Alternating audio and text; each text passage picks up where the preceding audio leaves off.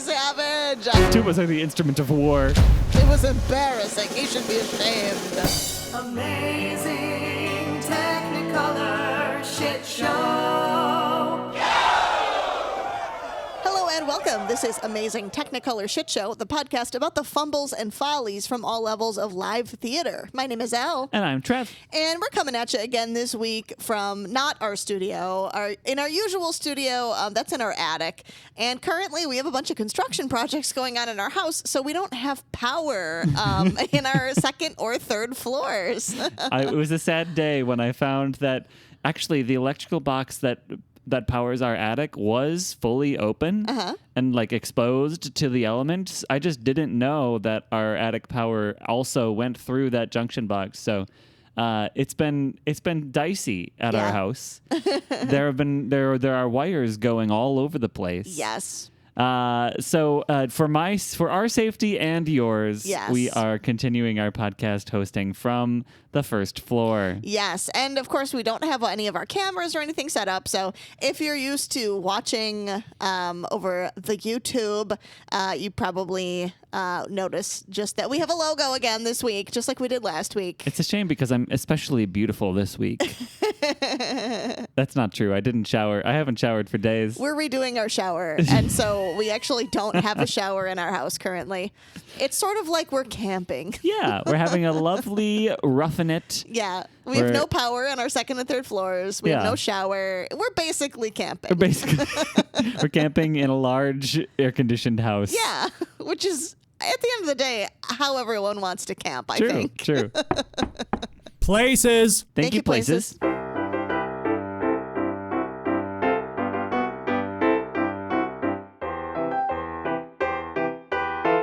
It was September 18th, 1809, when the brand new Covent Garden Theatre was set to officially resume performances after the old building had suffered a fire a year earlier.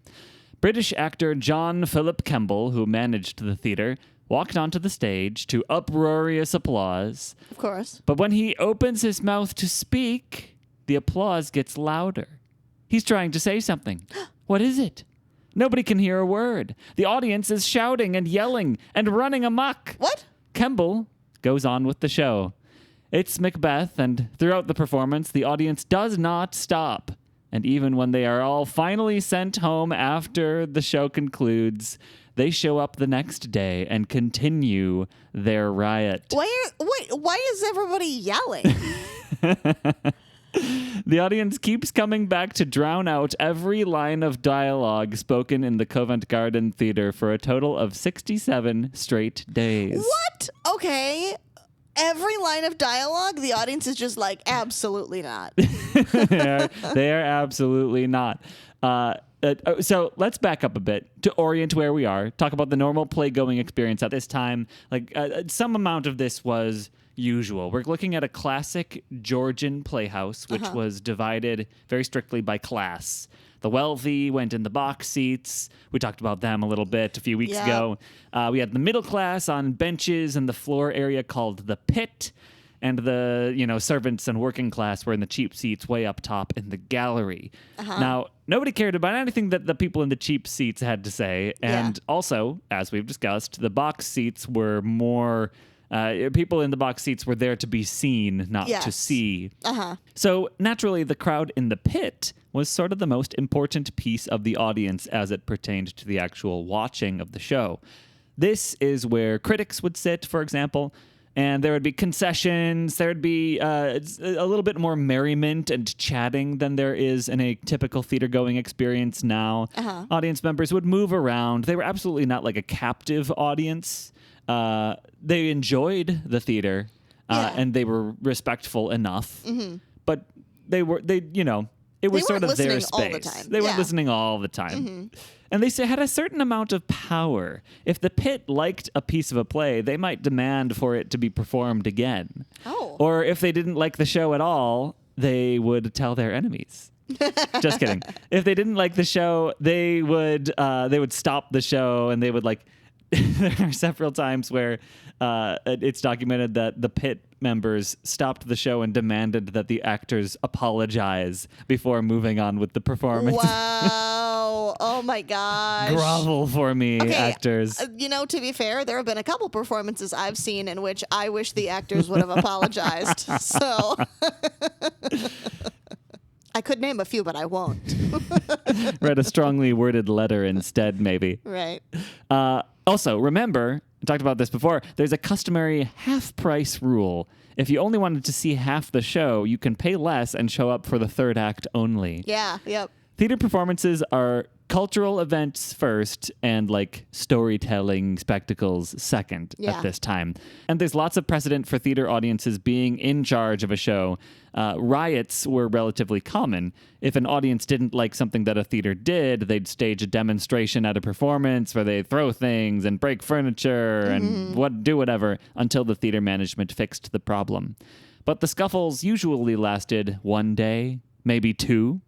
It was a time-tested customer feedback mechanism of a kind that sort of worked as well as it could. Yeah. Until one day.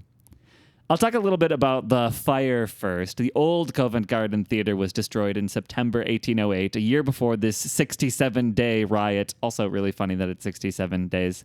Several lives were lost, as well as scenery, costumes, scripts, and properties that cost over £100,000 at the time. Oh my gosh! Wow. It was there was an archive at the theater that really turned into a financial loss as well as a really tragic loss of many kinds. Yeah. But this new theater was going to take a massive effort to rebuild, and it was partially funded by the Duke of Northumberland and the Prince of Wales.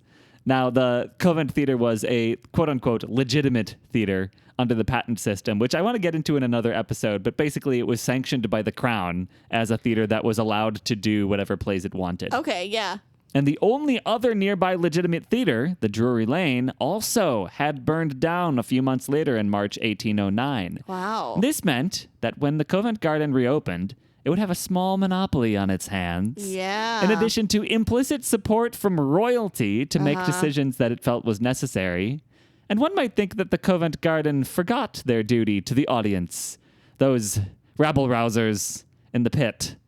Yeah, so is the audience upset that the Covent Gardens has a monopoly over theaters? Oh, no. But the Covent Garden made a series of unforgivable choices. Uh-oh. Based on their newfound confidence and power. Okay, so they're like, there's nowhere else in town that you can watch theater. Yes. So we're going to make you watch the theater that we want you to watch and not the theater you Indeed. want to see. Okay, I'm beginning to understand this now. It's kind It's of a complicated. This one's a political drama. I was going to say, this one, it sounds like it's going to be a little bit petty. Oh like, my gosh. Yeah, okay. Oh my lord. A political it gets drama petty. with some pettiness. Okay. So, 4 changes that John Philip Kemble made that angered the members of the pit. First of all, while gallery prices stayed the same, the gallery was terrible. The new architecture of the space made it so gallery patrons couldn't see the top half of any of the performers. What? You were paying to go watch a bunch of legs go and perform a play. What? Oh my gosh, who didn't think this through? Second, the pit and the boxes were still fine places to watch the show, but the prices increased. It was not a good move. Oh no, okay. Third, there was a new tier of private boxes that took away good space from the rest of the house and could be closed off by curtains so that the aristocrats could... I just said You just said aristocrats. aristocrats. My lord. So that the aristocrats could book a box seat and mid-show decide that they wanted some alone time, I guess, and shut themselves off from view. So that you could go to the show, be seen at the show, but not have to watch any of the show. Okay. Yes. Wow. And fourth, John Kemble hired an Italian soprano named Madame Catalani at thousands of pounds per season, rather than paying a normal price for an English singer. Okay. Word got around. Everybody heard about these changes, and they were outraged. Pamphlets were circulated. One of them read, "Support King George, resist King Kemble." Ooh. The audience was so ticked because, as a legitimate theater receiving support from the Crown, the Covent Garden was kind of known as a public entity, not a private business. And the public decided to do what the public does best: cause a ruckus until they get their way. Yep. I love the pettiness is already coming out in full force. Yeah. In an organized demonstration called the Old Price Riots, Ooh. the community of the Covent Garden made their voice heard literally during every performance for 67 days. And for many of these performances, the audience would stage kind of like a counter performance. I feel it's like a shadow cast of Rocky Horror. But the antics that these crowds got up to were wild. I want to dive into a list of protest tactics that were documented in this time. Whoa. Audience members would bang pots and pans and bells and shake rattles, and they would play musical instruments during shows. So back then, you could totally just like show up to the theater with your pots and pans and just be led into the theater, and no one would say, Just "What the hide hell? them under your what the hell shirt." is all this about?" Yeah. Okay. I mean, that's not the half of it. They brought in banners and placards and Yeah. plastered them all over the inside of the theater. And instruments, apparently. Yes. Showing up with your tuba, ready to be a distraction. They sang original old price songs, chanted old price chants, and they danced an original old price dance. Ooh, they made up a dance. Okay, this is giving TikTok now. They Yeah, it is. They made up the It old was a price viral dance. dance It's craze. a viral craze. For Oh this, my gosh. they would get up on the benches in the pit and they would stomp in rhythm, punctuated by the simultaneous shouts of OP for old price. It was exactly like a TikTok dance, but in 1809, and this time it was for justice. I mean, if you want to call it justice, okay. It was for pettiness, at least. It was for pettiness, but okay. There were mock fights and races and scenes staged in the pit to compete with the actors for attention. And lest you think that they stopped at singing and dancing and acting, these were theater people after all. The old pricers, as they would be called, the OPs. The OGs. The OG OPs even got into some stagecraft of their own. Medals and fake currency were created and circulated. And one day they brought in a beautiful prop, a set piece, if you will. The doors swung open and pallbearers carried in a coffin. On the side of the coffin read the message, "Here lies the body of the new price, which died of the whooping cough on 23 September 1809, aged 6 days." These people, they're absolutely savage. I am They living are. for it. Yeah. Wow. So Kemble would not stand for this. He tried a series of maneuvers to counter the effort. He first tried closing the theater for 6 days, and he appointed a committee to review the finances. And the committee decided that the new prices were good and should be kept. All right. So nothing Kemble happened. reopened the doors, and were the old pricers happy? Why did No, why of course the hell not. did you think that was going to work, Of course, Kemble? of course, they're not going to be happy. Appoint your own committee and expect the masses to assume the best. Yeah, when literally nothing changed. Yeah. So when that didn't work and the OP folks came back even louder, Kemble hired bouncers to try to remove them from the theater, including Daniel Mendoza, former boxing champion of England. Wow. And this okay. was a spectacular failure because you will notice that the OP riots, as of this point, were very peaceful. It was a joyful occasion. Okay, would you call it peaceful? They got their tubas up there causing some kind of commotion. Tubas are the I opposite guess- of peaceful. I guess they're not- to be fair, they're not fighting. They're- Tubas are the instrument of war and violence. okay, they're not fighting, but they are being really loud and distracting. Yeah, everyone By was having peaceful, fun. you mean they're like, rabble rousing, laughing, Yes. making a scene, but they're not. Nobody's hurting anyone. Nobody's feeling peaceful at them, but I'm saying like Yeah. non-violent. They're non-violent at this point. Okay, now they're gonna get violent, aren't they? No, well, I mean, Kemble started it. Oh Sorry, no! Did he get violent first? He took a swing at the tuba player. No. But just by bringing in a boxer to physically remove people from the theater, like Okay, a yeah. famous boxer who people would recognize as a fighter. Yeah. It did cause a storm of backlash that did get kind of scary. Kemble's house windows were broken by rioters. By the way, this was also the downfall of Daniel Mendoza as the people's champion of boxing. Yeah. He stood with the man instead of the people. Yeah. Some champion. Rocky Balboa would never. Yeah. Right. But Kemble was desperate, and he started getting people arrested. One of these arrests fell on Henry Clifford, who was a well-known radical barrister who sued the doorkeeper who arrested him for false imprisonment and won. So time after time, Kemble's poor judgment and misguided actions just kept handing moral victories to the OP crowd. Yeah. Looking back now, there are a few holes that we can poke in some of the OP methods. For example, they capitalized on some xenophobia in their trashing of the Italian Madame Catalani, as well as Daniel Mendoza. And they probably also oversold the fact that the private box seats were probably going to be used for some hanky-panky. Yeah, which obviously they are. Right. But it may not have been true as much as it caused some moral panic throughout London. Yeah, yeah. But for their maybe bad rhetoric, the OPs get a lot of credit from historians for being largely nonviolent and joyful in their protesting. Eventually, 6-7 days later, Kemble negotiates peace terms. Eventually, 6-7 days later, Kemble negotiates peace terms with that barrister, Henry Clifford, the same one who had sued the guy who had arrested him. And in a dramatic gesture, Kemble stood on the stage at the Covent Garden on December 15th, 1809, and he did something incredible. He apologized for the price increase and for the boxer and for the private boxes. He reverts the contested changes and he fires Catalani and he drops his outstanding charges against rioters. And of course, most importantly, he changed the ticket price back to the way it was. Okay. And when he finished his announcement, a placard rose from the audience with the words, "We are satisfied." But the OPs won because they understood that the audience was more important than the show at that time, and you could say it was it's a similar dynamic now.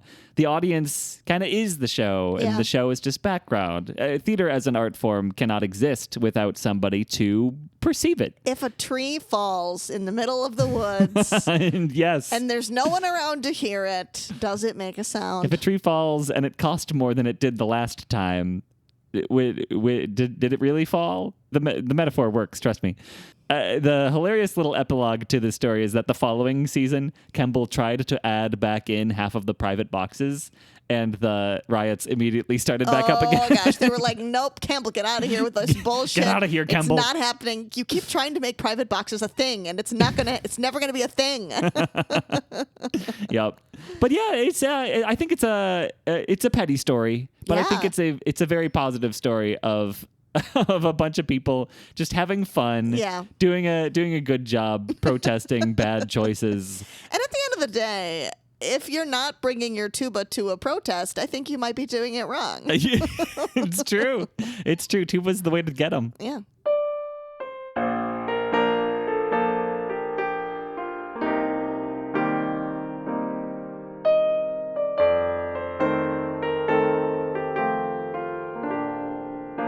For a listener story. Cool.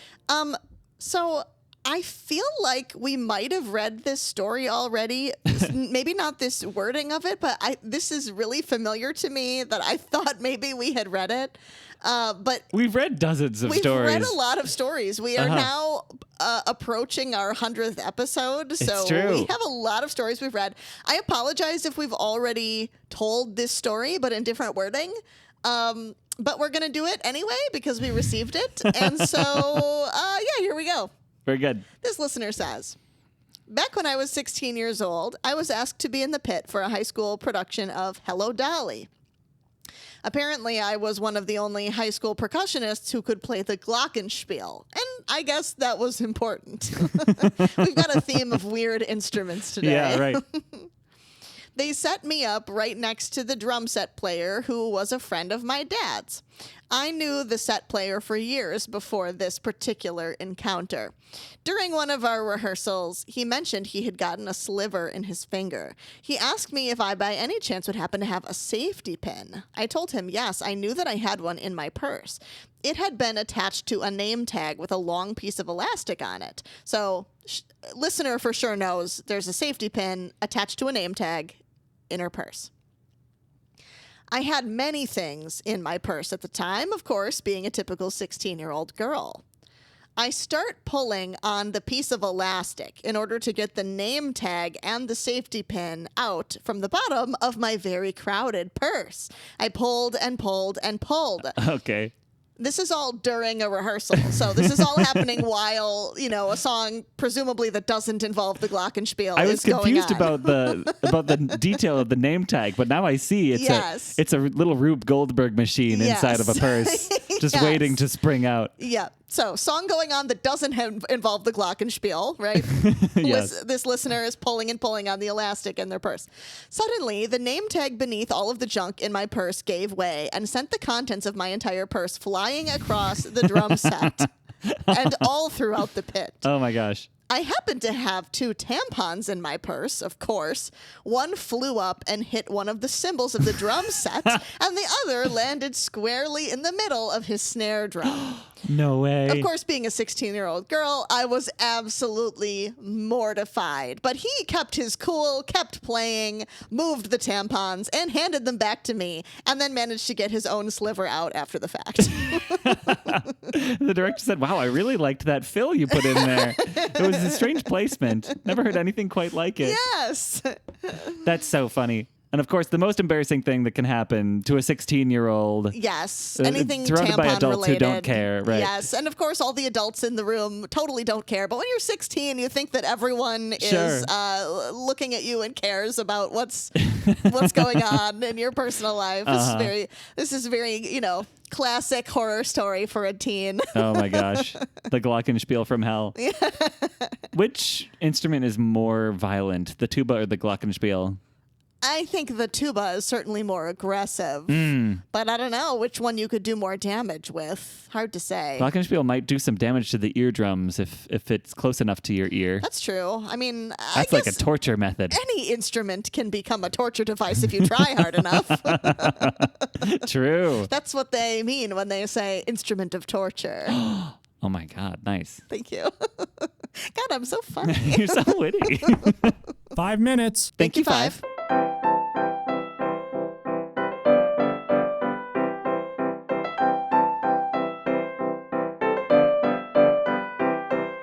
A quick little round of criminal or minimal for you, Elle. Oh, yes, I love this game. To spice things up a bit, I've added some real audience behaviors of the 1800s in here. Ooh. That would not have been criminal at the time, but maybe we'll get a different judgment today. Oh, my gosh. Okay. So, starting basic. A tall person sitting in front of you. That's minimal. I know That's it's minimal. minimal, but I always feel bad about sitting in front of people. Yes, What about a tall person with a hat? Yeah, then that becomes a little bit more criminal. Yeah. If you're wearing a hat inside and it's a tall hat, I think then at that point you should, have the decency to remove your hat. So we got tall, just being tall, not Being criminal. tall, not- wearing a yeah. hat, criminal.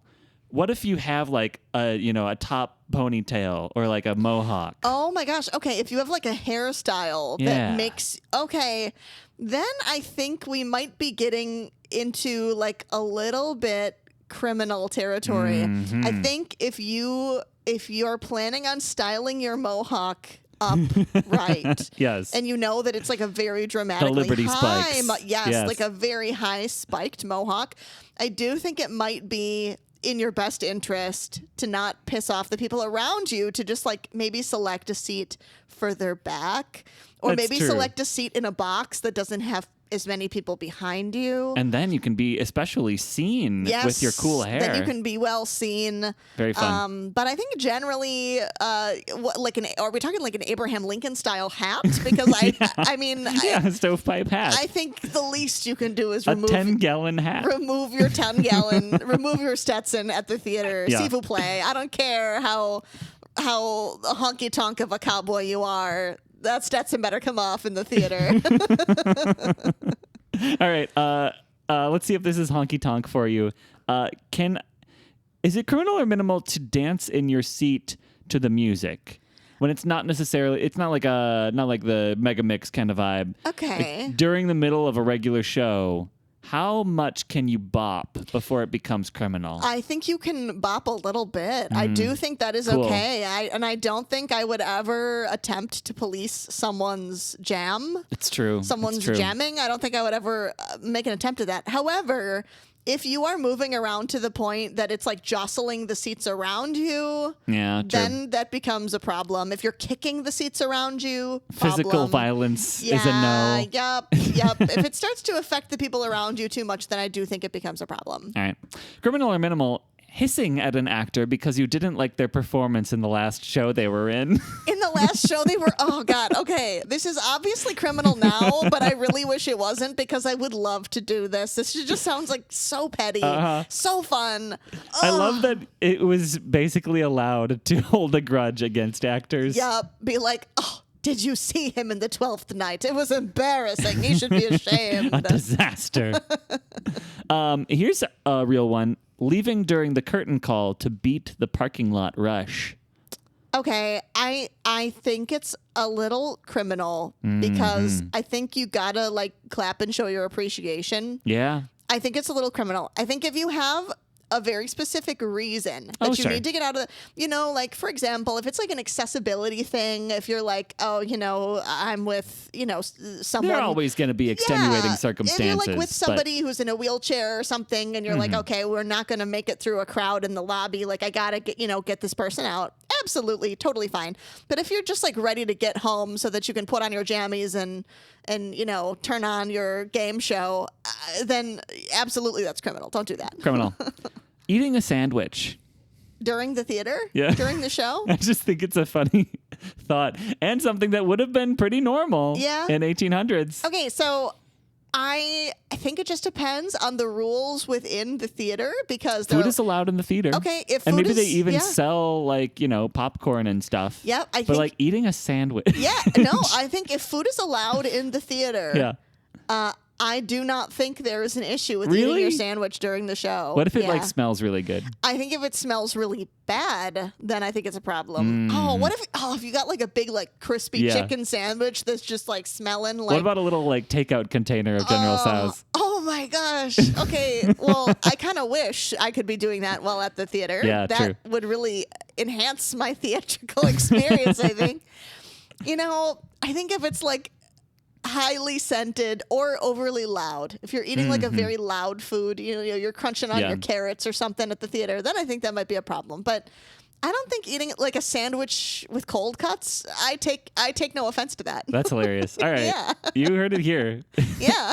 Elle will be fine with anybody who Yeah. wants to eat any sandwich. Yeah. Any kind of sandwich. As long as it's not crinkly or loud or Yeah. smells bad. True. Yep. Criminal or minimal? Prostitutes openly working the back rows during a performance. Okay, I love the energy. You gotta work. You gotta Gotta get that hustle on. Yeah, I respect the idea, but ultimately, nope. I think that's criminal. I think that's going to be too much of a distraction. Too distracting. Too distracting for the people who don't want to take you up on your services. Get your bag somewhere else. What years was this commonplace? Oh, the this is- early 1800s. Yeah, we're talking. Is this Georgian? Yeah. era? Okay. Wow. All right. Yeah. No thanks. We'll pass on that one. Solicit somewhere else, please. Yeah. Maybe just go outside the theater. Or maybe just wait till intermission. Yeah, exactly. Then I wouldn't care at all. Fair. Well, that's our show for today. Thank you so much for listening. And I was going to say thanks for watching, but you can't be watching anything. Nothing Thanks but for the logo. watching your own Thanks for eardrums. watching nothing. Anyway, thanks for being here with us. We really appreciate it. Send us your stories. We want to hear any theater-related tales of mishaps or, experiences, things you learned from. Or riots. These can be theater-related stories that have to do with performances you were in or that you witnessed, being within the pit, like today's story, backstage, on the tech, on the production crew, anything like that. Send those stories to amazingtechnikolershow@gmail.com or visit our website, amazingtechnikolershow.com. Piano accompaniment was provided by Paul Thelen, and our stage manager is Daniel Schneider. If you like what you hear, give us a good review on whatever podcast apps you use. And of course, tell your friends about us. And if you don't like what you hear, tell your enemies. And we're going to make them have a glockenspiel solo in the middle of a crowded pit full of tampons. Wow. You really put together a lot of... that was like a nightmare was of a this string of- particular podcast. Yeah, it sure was. Again, thank you so much for listening. And whatever it is you're up to, be it on stage, off stage, or in your life, Break a leg. Amazing Technicolor shit show.